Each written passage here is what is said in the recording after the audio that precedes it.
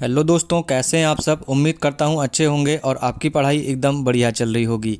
दोस्तों, आज हम लोग इस वीडियो में ज्योग्राफी के टॉप 50 क्वेश्चंस का प्रैक्टिस करने वाले हैं। तो दोस्तों, सारे क्वेश्चंस आपके प्रीवियस एग्जाम में पूछे जा चुके हैं और आगे पूछे भी जाएंगे। तो यह वीडियो आपके ICAR, ESIC, NVS, SSC CGL, UP police और अन्य सभी प्रतियोगी परीक्षाओं के लिए महत्वपूर्ण होने वाली है। तो वीडियो आप लोग पूरा देखिएगा और पसंद आए तो लाइक करिएगा और चैनल पर नए हों तो चैनल को सब्सक्राइब करके बेल आइकन ऑन कर लीजिएगा। तो चलिए स्टार्ट करते हैं आज की अपनी यह वीडियो फर्स्ट क्वेश्चन से। चलिए, फर्स्ट क्वेश्चन है, सूर्य तथा पृथ्वी के बीच की न्यूनतम दूरी कब होती है। तो क्वेश्चन का राइट आंसर हो जाएगा दोस्तों ऑप्शन डी, 3 जनवरी को। याद रखिएगा, 3 जनवरी को सूर्य तथा पृथ्वी के बीच की न्यूनतम दूरी होती है, जिसे हम उपसौर के नाम से भी जानते हैं। याद रखिएगा, उपसौर के नाम से भी जानते हैं। और इस दिन पृथ्वी की औसत दूरी होती है 14.70 करोड़ किलोमीटर। याद रखिएगा, 14.70 करोड़ किलोमीटर होती है। चलिए देखते हैं अगला क्वेश्चन। अगला क्वेश्चन है, सूर्य से पृथ्वी की अधिकतम दूरी कब होती है। तो इसका राइट आंसर होगा ऑप्शन ए, 4 जुलाई को। याद रखिएगा, 4 जुलाई को अधिकतम दूरी होती है और 3 जनवरी को न्यूनतम दूरी होती है। और इसे हम अधिकतम दूरी को हम कहते हैं अपसौर। याद रखिएगा, अपसौर कहते हैं।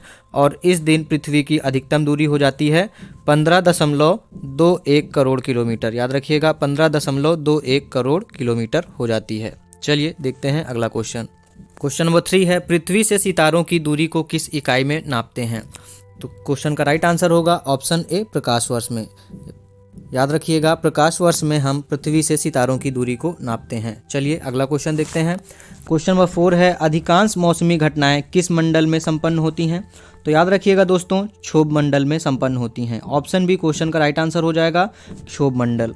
याद रखिएगा, क्षोभ मंडल में अधिकांश मौसमी घटनाएं होती हैं। चलिए देखते हैं अगला क्वेश्चन। क्वेश्चन नंबर 5 है, वायुमंडल में उपस्थित कौन सी गैस पराबैंगनी किरणों को अवशोषित करती हैं। क्वेश्चन हमसे पूछा है दोस्तों, वायुमंडल में उपस्थित कौन सी गैस पराबैंगनी किरणों को अवशोषित करती हैं। तो राइट आंसर हो जाएगा ऑप्शन सी, ओजोन गैस। याद रखिएगा, ओजोन गैस पराबैंगनी किरणों को अवशोषित करती हैं। चलिए देखते हैं अपना अगला क्वेश्चन। डोल ड्रम पेटी की सामान्य स्थिति कहाँ होती है। डोल ड्रम पेटी की सामान्य स्थिति कहाँ होती है। क्वेश्चन का राइट आंसर हो जाएगा दोस्तों ऑप्शन ए, भूमध्य रेखा के निकट होती है। याद रखिएगा, डोल ड्रम पेटी की सामान्य स्थिति भूमध्य रेखा के निकट होती है। चलिए अगला क्वेश्चन देखते हैं। क्वेश्चन नंबर 7 है, फेरल का नियम किससे संबंधित है।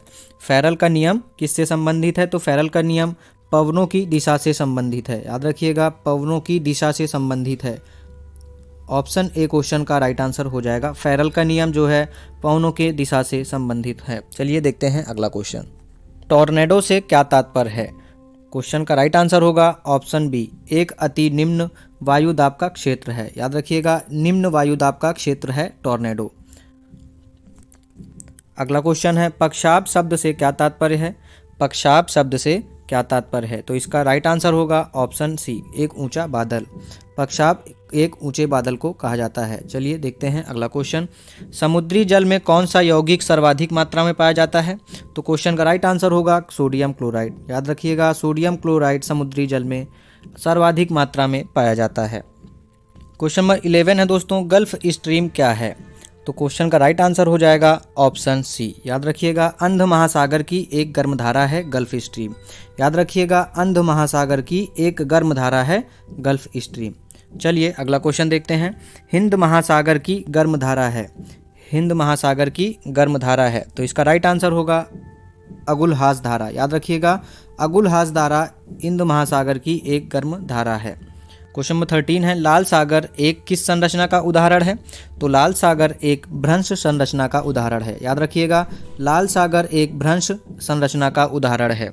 चलिए अगला क्वेश्चन देखते हैं। रूपांतरित चट्टानों की उत्पत्ति किन चट्टानों से होती है। तो रूपांतरित चट्टानों की उत्पत्ति अग्नेय तथा तलछटी चट्टानों दोनों से होती है। याद रखिएगा, अग्नेय और तलछटी दोनों से होती है रूपांतरित चट्टानों की उत्पत्ति। चलिए अगला क्वेश्चन देखते हैं।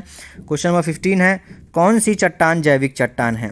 तो जैविक चट्टान हो जाएगी कोयला। याद रखिएगा, कोयला एक जैविक चट्टान है। जबकि ग्रेनाइट एक आग्नेय चट्टान है। याद रखिएगा, ग्रेनाइट एक आग्नेय चट्टान है और स्लेट एक रूपांतरित चट्टान है और मार्बल भी एक रूपांतरित चट्टान है। चलिए देखते हैं अगला क्वेश्चन। क्वेश्चन नंबर 16 है, गंगा सिंधु मैदान में कौन सी मिट्टी सर्वाधिक पाई जाती है? तो गंगा सिंधु मैदान में सर्वाधिक मिट्टी पाई जाती है जलोढ़ मिट्टी। याद रखिएगा, जलोढ़ मिट्टी सर्वाधिक पाई जाती है गंगा सिंधु मैदान में। चलिए अगला क्वेश्चन देखते हैं। क्वेश्चन नंबर 17 है, उन सभी स्थानों को जिन पर एक तड़िप झंझा एक ही समय पर होता है, मिलाने वाली रेखाओं को क्या कहा जाता है? तो क्वेश्चन का राइट आंसर हो जाएगा ऑप्शन सी। याद रखिएगा, आइसोब्रोंट कहा जाएगा। उन सभी स्थानों को जिन पर एक तड़पित झंझा एक ही समय पर होता है, मिलाने वाली रेखाओं को आइसोब्रोंट कहा जाता है। ऑप्शन सी क्वेश्चन का राइट आंसर हो जाएगा। चलिए देखते हैं अगला क्वेश्चन। क्वेश्चन नंबर 18 है दोस्तों, आइसोबात रेखाओं का उपयोग क्या दर्शाने के लिए किया जाता है? तो इसका राइट आंसर हो जाएगा गहराई। याद रखिएगा, आइसोबात रेखाओं का उपयोग गहराई दर्शाने के लिए किया जाता है। याद रखिएगा, गहराई दर्शाने के लिए किया जाता है। चलिए अगला क्वेश्चन देखते हैं। विली विली से क्या तात्पर्य है? विली विली से क्या तात्पर्य है? तो इसका राइट आंसर हो जाएगा ऑस्ट्रेलिया के निकट विकसित उष्णकटिबंधीय चक्रवात। याद रखिएगा, ऑस्ट्रेलिया के निकट एक विकसित उष्णकटिबंधीय चक्रवात है विली विली से तात्पर्य। चलिए अगला क्वेश्चन देखते हैं। रिक्टर मापक से किसका मापन किया जाता है? तो याद रखिएगा, भूकंप का मापन किया जाता है। याद रखिएगा, भूकंप का मापन किया जाता है रिक्टर मापक से। चलिए अगला क्वेश्चन देखते हैं। अधिकतर भारतीयों का संबंध किस समूह से है?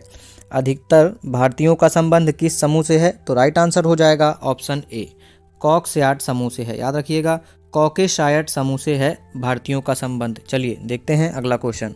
क्वेश्चन नंबर 22 है, अमेरिका के निवासी रेड इंडियन लोगों को किस नाम से जाना जाता है? क्वेश्चन का राइट आंसर हो जाएगा ऑप्शन सी, अमेरिंद नाम से जाना जाता है। याद रखिएगा, अमेरिंद नाम से जाना जाता है अमेरिका के निवासी रेड इंडियन लोगों को। चलिए अगला क्वेश्चन देखते हैं। क्वेश्चन नंबर 23 है, चावल किस क्षेत्र की सबसे महत्वपूर्ण फसल है? तो इसका राइट आंसर हो जाएगा ऑप्शन सी, मानसून। याद रखिएगा, मानसून क्षेत्र की सबसे महत्वपूर्ण फसल है चावल। चलिए देखते हैं अगला क्वेश्चन। कौन सा क्षेत्र रसदार फलों नींबू प्रजाति के लिए प्रसिद्ध है? तो इसका राइट आंसर होगा ऑप्शन डी, भूमध्य सागर क्षेत्र। याद रखिएगा, भूमध्य सागरीय क्षेत्र रसदार फलों के लिए प्रसिद्ध है। चलिए देखते हैं अगला क्वेश्चन। कौन सा क्षेत्र मुलायम लकड़ी के वनों के लिए महत्वपूर्ण है?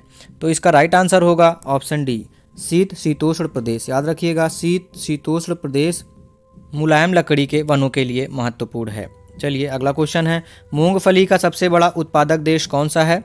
मूंगफली का सबसे बड़ा उत्पादक देश कौन सा है? तो राइट आंसर होगा चीन। याद रखिएगा, चीन सबसे बड़ा उत्पादक देश है मूंगफली का। चलिए अगला क्वेश्चन है, तंबाकू का सबसे बड़ा उत्पादक कौन सा है? तो तंबाकू का सबसे बड़ा उत्पादक चीन है। याद रखिएगा, तंबाकू का सबसे बड़ा उत्पादक चीन है। लंबे रेशों वाली कपास का सर्वाधिक उत्पादन कहाँ होता है? तो लंबे रेशों वाली कपास का सर्वाधिक उत्पादन यूएसए में होता है। याद रखिएगा, यूएसए में होता है लंबे रेशों वाली कपास का सर्वाधिक उत्पादन। अगला क्वेश्चन है, भारत संसार में किसका सबसे बड़ा उत्पादक है? इसका राइट आंसर हो जाएगा दोस्तों मक्खन तथा घी का। याद रखिएगा, मक्खन तथा घी का भारत संसार में सबसे बड़ा उत्पादक है। ऑप्शन सी क्वेश्चन का राइट आंसर हो जाएगा। संसार में मछली का सबसे बड़ा उत्पादक देश कौन सा है? तो याद रखिएगा, चीन है। याद रखिएगा, चीन जो है संसार में मछली का सबसे बड़ा उत्पादक देश है। चलिए अगला क्वेश्चन है, संसार में गंधक का सबसे बड़ा उत्पादक कौन सा है? तो संसार में गंधक का सबसे बड़ा उत्पादक देश यूएसए है। याद रखिएगा, यूएसए है संसार में गंधक का सबसे बड़ा उत्पादक। चलिए अगला क्वेश्चन है, संसार में सीमेंट का सबसे बड़ा उत्पादक कौन सा देश है? तो संसार में सीमेंट का सबसे बड़ा उत्पादक देश यूएसए है। याद रखिएगा, यूएसए है सीमेंट का सबसे बड़ा उत्पादक देश। रेल इंजनों का सर्वाधिक निर्माण कहाँ होता है? रेल इंजनों का सर्वाधिक निर्माण कहाँ होता है? तो यूएसए में होता है। याद रखिएगा, यूएसए में रेल इंजनों का सर्वाधिक निर्माण होता है। ऑप्शन ए क्वेश्चन का राइट आंसर हो जाएगा। चलिए अगला क्वेश्चन है, किस देश को संसार का चीनी का कटोरा कहा जाता है? किस देश को संसार का चीनी का कटोरा कहा जाता है? तो राइट आंसर हो जाएगा दोस्तों क्यूबा को। याद रखिएगा, क्यूबा को चीनी का कटोरा भी कहा जाता है। अगला क्वेश्चन है, प्रसिद्ध करीबा बांध किस नदी पर स्थित है? प्रसिद्ध करीबा बांध किस नदी पर स्थित है? तो राइट आंसर हो जाएगा जॉम्बेजी। याद रखिएगा, जॉम्बेजी नदी पर स्थित है प्रसिद्ध करीबा बांध। चलिए देखते हैं अगला क्वेश्चन। भारत की मुख्य भूमि का दक्षिणतम बिंदु है। भारत की मुख्य भूमि का दक्षिणतम बिंदु है तो 8 डिग्री 4 मिनट उत्तरी अक्षांश। याद रखिएगा 8 डिग्री 4 मिनट उत्तरी अक्षांश है सबसे दक्षिणतम बिंदु भारत का। चलिए अगला क्वेश्चन देखते हैं। भारत का उत्तर की ओर सबसे सुदूर बिंदु कौन सा है? तो उत्तर की ओर सबसे सुदूर बिंदु हो जाएगा 37 डिग्री 6 मिनट उत्तरी अक्षांश। याद रखिएगा 37 डिग्री 6 मिनट उत्तरी अक्षांश। मन्नार की खाड़ी कहाँ स्थित है? तो मन्नार की खाड़ी स्थित है तमिलनाडु के पूर्व में। याद रखिएगा तमिलनाडु के पूर्व में स्थित है मन्नार की खाड़ी। चलिए देखते हैं अगला क्वेश्चन।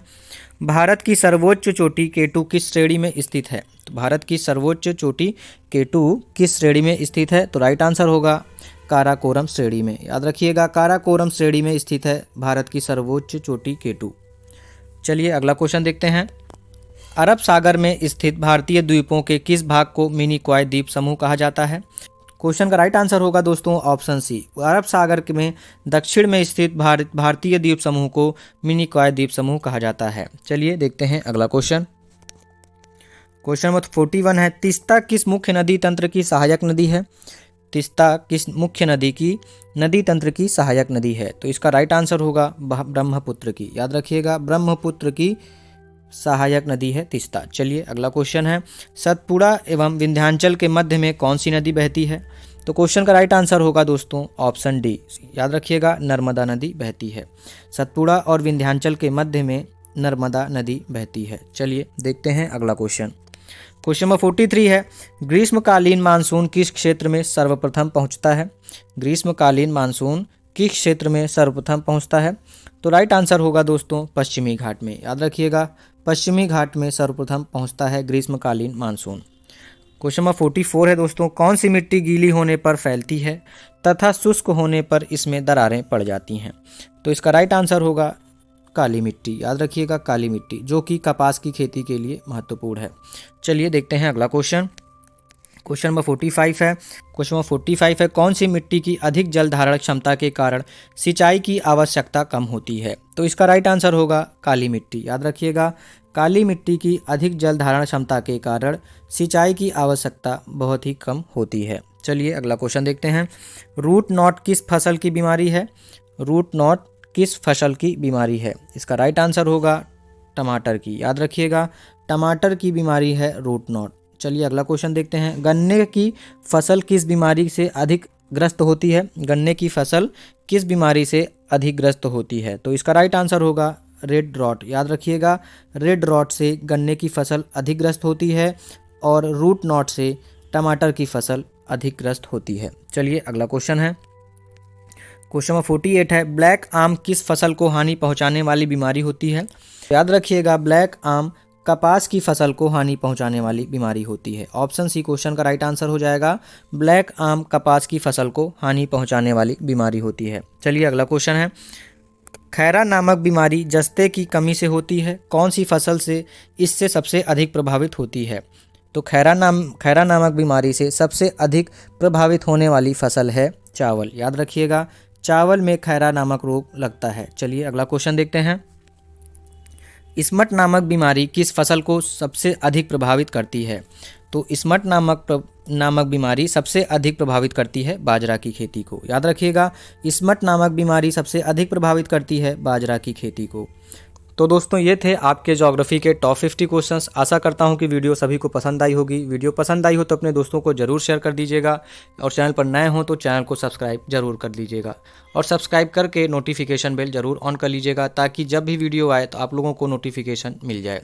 तो इसी के साथ आप लोगों का बहुत बहुत धन्यवाद। मिलते हैं अगली वीडियो में।